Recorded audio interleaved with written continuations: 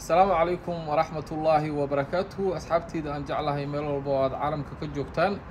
دي أنا قاعد صبتاي فضلا سبسكرايب نور سي أمر ولا بقول صعدته وربحنا هذا مهم كيا هالكان كسوق البيو waxaan isla fiiri doonaa heshiiskii dhexmaray dowladda federaalka Soomaaliya iyo dowladda Masar sidaan wada ogsoonahay goor hore waxaa soo idlaaday shir jaraa'id ay wada qabteen madaxweynaha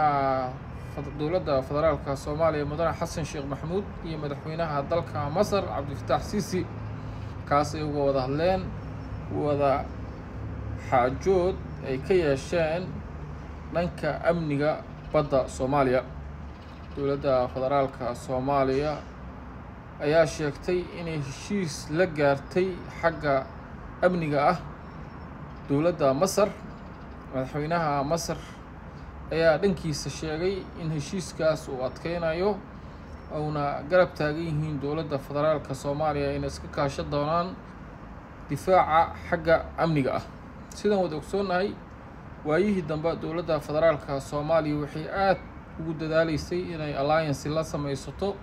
wadamada islaamka ah iyo kuwa ay ku tuhmayso inay garab buuxa ka heli karto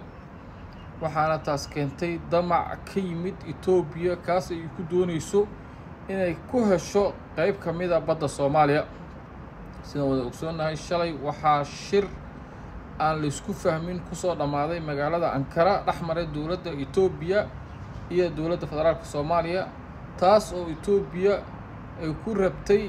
in lagu siiyo dekad dowladda federaalka Soomaaliya ayaa ku adkeysatay in Itoobiya